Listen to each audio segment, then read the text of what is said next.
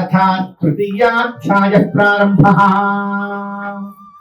అథాన్యత్ సంప్రవక్ష్యామి కృతం येन పురా ద్విజః. మూడవ అధ్యాయాన్ని సమాసమేత శ్రీ సత్యనారాయణ స్వామి వారి యొక్క కథలలో మొదటి అధ్యాయం.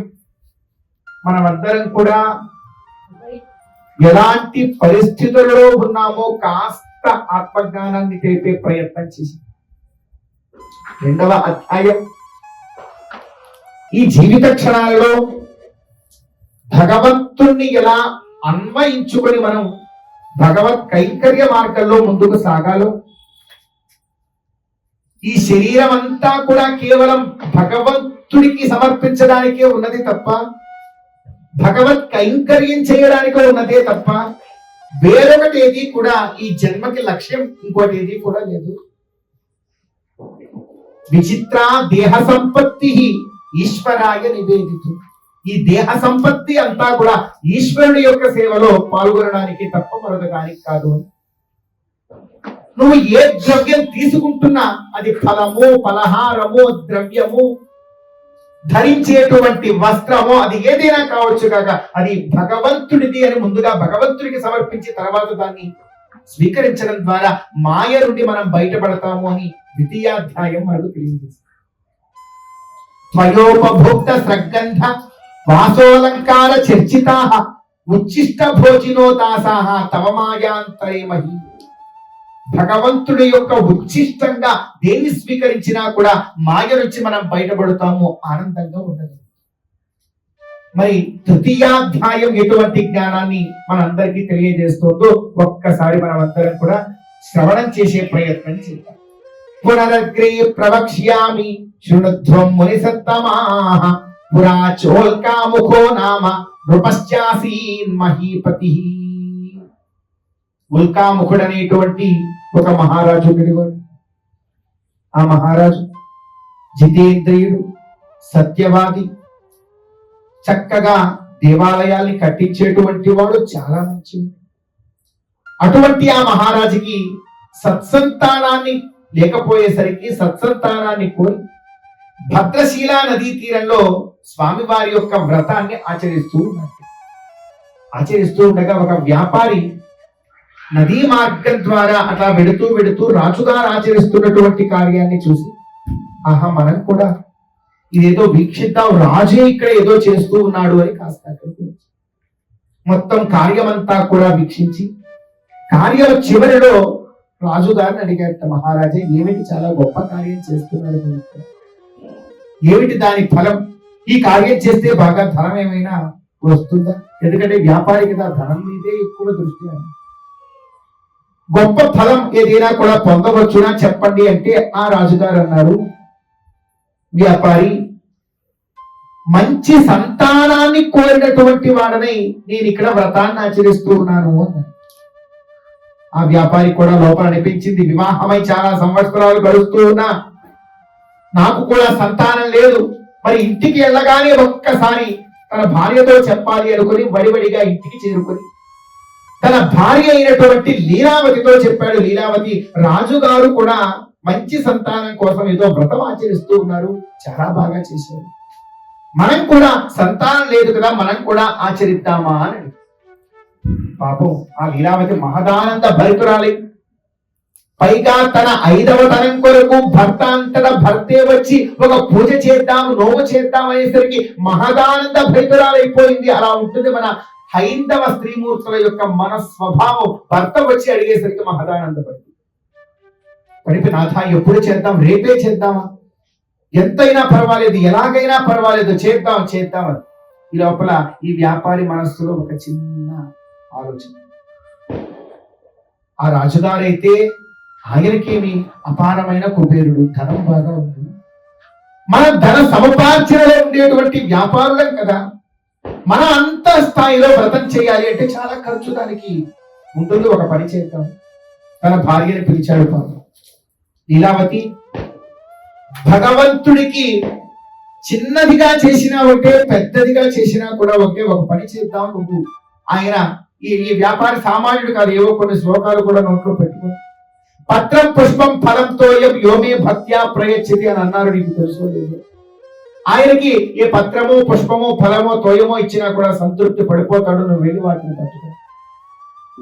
ఒక పని చేద్దాం, అవన్నీ ఒక్కసారి ఆయనకి సమర్పించి, స్వామి మాకు మంచి సంతానం కావాలి, సంతానం కలిగిన రోజు వైభవంగా నీ వ్రతాన్ని చేస్తాం, ఈ లోపల ఇవి స్వీకరించి మాకు సంతానాన్ని అనుగ్రహించు అని కోరుదాం. ఒకవేళ భగవంతుడు ఉంటే సంతానం కలుగుతుంది, అప్పుడు నష్టపోయేది ఏం లేదు, వ్రతం చేద్దాం. ఒకవేళ భగవంతుడు లేకపోతే మనం ఇంత కష్టపడి వ్రతం చేసిన తర్వాత సంతానం కలగకపోతే ఈ ఖర్చు అంతా కూడా మనం నష్టపోయినట్లు లెక్క అని వ్యాపార ధోరణితో చక్కగా ఆలోచన చేసి, చక్కగా కాదు అది వాడికి చక్కగా ఆలోచన చేసి తన భార్య నోరు ముగించి ఆ పత్రం పుష్పం ఫలం తోయమేదో ఆయనకి ఇచ్చేసి పూర్తి చేసి. కానీ భగవంతుడు ఎలాంటి వాడు? ఏ యథామాం ప్రపద్యంతే తాన్ తథైవ భజామ్యహం. పాపం ఎవరు ఎలా అనుకున్నా కూడా ఆయన అనుగ్రహించేస్తాడు. అహమేవం విధోర్చన, నేను ఇంతే అంటాడు ఆయన. పాపం అనుగ్రహించేశాడు ఆ చిరు వ్యాపారిని. చక్కనైనటువంటి ఆడబిడ్డకి జన్మనిచ్చారు. లేక లేక పుట్టినటువంటి సంతానం కదా అసలు వారి జీవితంలో ఒక నూతనమైనటువంటి అధ్యాయం, కొత్త పండుగ వాతావరణం వచ్చేసింది. ఆ పండుగ వాతావరణంలో, ఆనందంలో, ఉత్సాహంలో అసలు ఈ వ్రతం సంగతి మర్చిపోయింది. మనకందరికీ మానవులం కదా, మరుపు సహజమే. కానీ జాగ్రత్తగా కొన్ని విషయాల్లో కొంతకాలం గడిచిపోతూ ఉన్నది. అమ్మాయి 16 సంవత్సరాల వయసు కూడా వచ్చేసింది. ఒక రోజున అమ్మాయి ఏదో ఆలస్యంగా ఇంటికి తిరిగి వచ్చింది. తల్లిదండ్రులు ఇద్దరు కూడా, అమ్మాయి ఏంటమ్మా ఇంత ఆలస్యంగా ఇంటికి వచ్చామని అడిగితే ఆమె చెప్పడం ఆరంభించింది, అమ్మా నా స్నేహితురాళ్ళ వాళ్ళ ఇంటిలో సత్యదేవుడి యొక్క వ్రతం ఆచరిస్తూ ఉంటే అక్కడ కాసేపు ముందు వచ్చారమ్మా, చాలా బాగుంటుంది వ్రతం.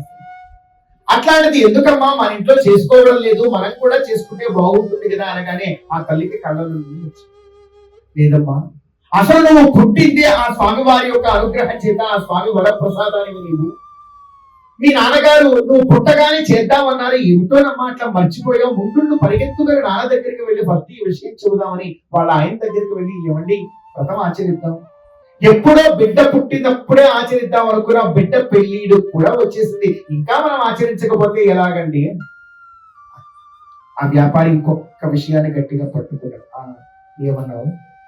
వ్రతం ఆచరిద్దాం అంటున్నావు కదా, ఇంకో మాట కూడా అన్నావు, పెళ్లిడుకు వచ్చింది అని కూడా అన్నావు కదా.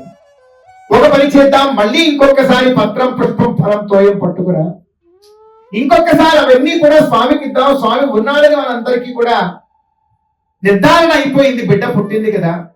ఇంకొక కోరిక కోరుదాం, మంచి అల్లుడు రావాలి, వాడు కూడా ఇల్లరికం రావాలి, చాలా జాగ్రత్తగా అమ్మాయిని చూసుకోవాలి, వాడు సద్గుణవంతుడై ఉండాలి, మనల్ని కూడా చాలా జాగ్రత్తగా చూసుకోవాలి. ఒకేసారి పెళ్లిలో ఖర్చు, అప్పుడు వ్రతం చేద్దాం, ఇప్పుడు మళ్ళీ ఎందుకు? మళ్ళీ ఆ తల్లి యొక్క మనస్సుని కాస్త ఊరడింపజేసి పత్రం పుష్పం ఫలం తోయాని స్వామికి సమర్పించి మళ్ళీ కోరి. భగవంతుడు తండ్రి కదండి, ఆ తండ్రి ఎన్నిసార్లు ఇలా చేసినా కూడా అనుగ్రహిస్తాడే తప్ప ఇంకొక కార్యాన్ని ఆయన ఏమి చేస్తాడు? పాపం మళ్ళా అనుగ్రహించాడు. వాళ్ళు అనుకున్న రీతిలో చాలా చక్కగా మంచి అల్లుడు దొరికాడు, సద్గుణవంతుడు దొరికాడు, మంచిగా అత్తమామల్ని గౌరవించేవాడు దొరికాడు, తన బిడ్డను కూడా ప్రాణానికి ప్రాణంగా చూసుకోగలిగేటువంటి మనసున్నవాడు దొరికాడు. అంగరంగ వైభవంగా పెళ్లి చేశాడు. కానీ మళ్ళా వ్రతం చేయడాన్నైతే మరిచాడు. కానీ ఈ వ్యాపారి అల్లుడు గారిని తీసుకొని తన వ్యాపార సామ్రాజ్యాన్ని అంతా చూపిద్దామని తీసుకొని పోయాడు. మనకంటారు, కవులు కూడా వర్ణన చేస్తారు, ఒక నూతన వ్యక్తి ఒకరు మనకు దొరికారనుకోండి, జీవితంలో మన గురించి వాడికి చెప్పడంలో ఉండే ఆనందం ఉంటుంది మనుషులకి. ఆ ఆనందం ఎక్కడా కూడా రాదు.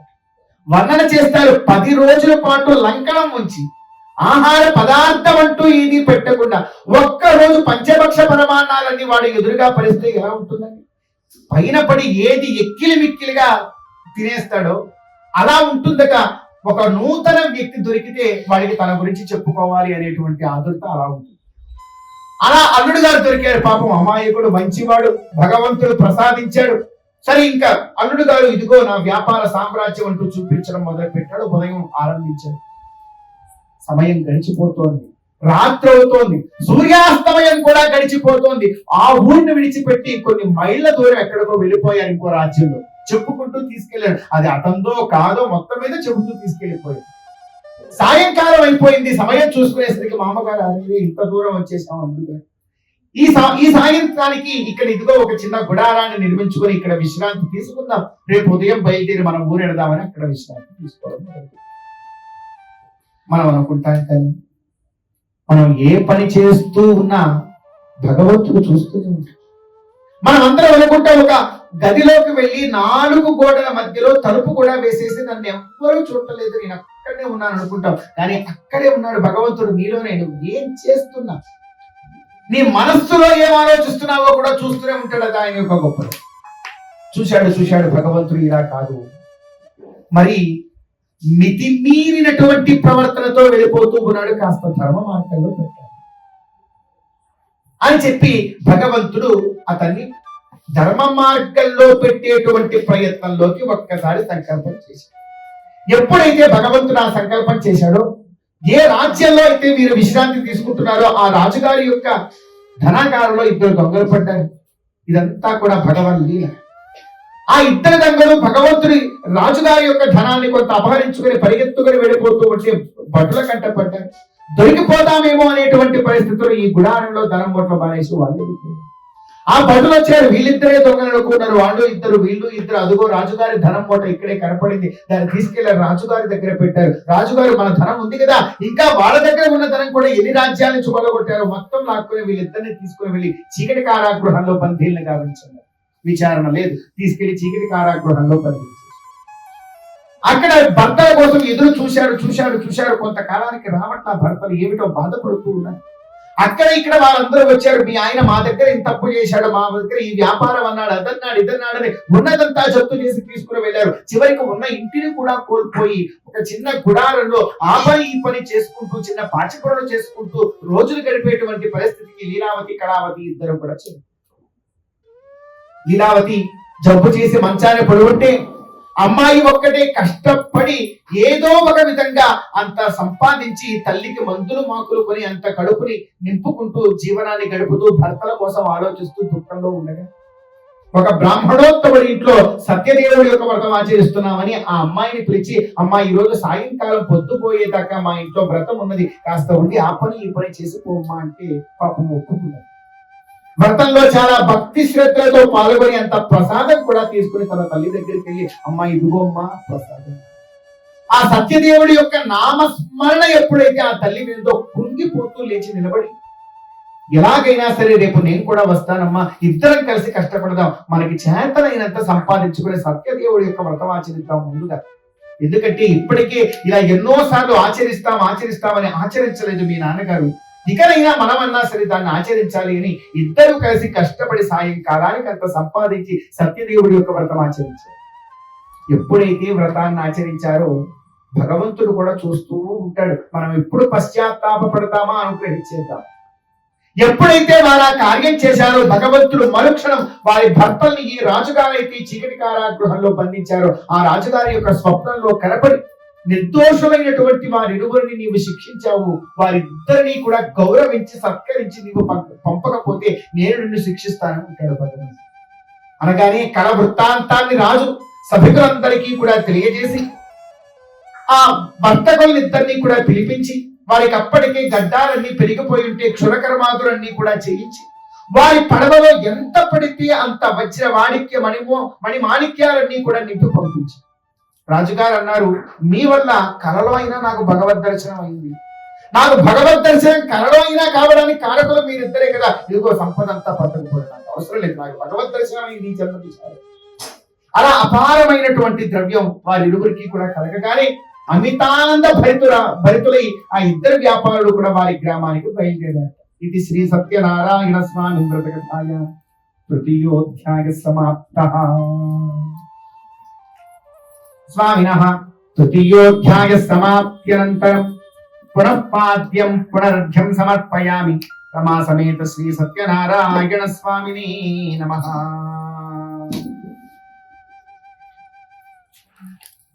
రమా సమేత శ్రీ సత్యనారాయణ స్వామిని నమః.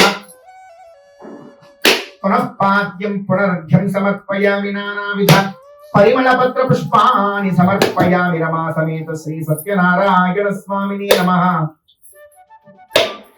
దివ్య ధూపం ఆఘ్రాపయామి నానావిధ పరిమళపత్ర పుష్పాని సమర్పయామి ధూపమాఘ్రాపయామి. ఓం ఇమే ధూపా సర్వవినోద్య ధూపాని వాసితాః భూతా బ్రహ్మ పవిత్రేణ భూతా సూర్యస్య రశ్మిభిః రమా సమేత శ్రీ సత్యనారాయణ స్వామిని నమః. నారికేళ సకలే నివేదయామి. ఓం నమో నారాయణాయ ఓం నమో భగవతే వాసుదేవాయ స్వామినః. నారికేళ సకలే నివేదయామి రమా సమేత శ్రీ సత్యనారాయణ స్వామిని నమః. సదక్షిణాకం తాంబూలం సమర్పయామి రమా సమేత శ్రీ సత్యనారాయణ స్వామిని నమః. రమా సమేత శ్రీ సత్యనారాయణ స్వామిని నమః. సదక్షిణాకం తాంబూలం సమర్పయామి రమా సమేత శ్రీ సత్యనారాయణ స్వామిని నమః. అథ నీరాజనం దర్శయామి.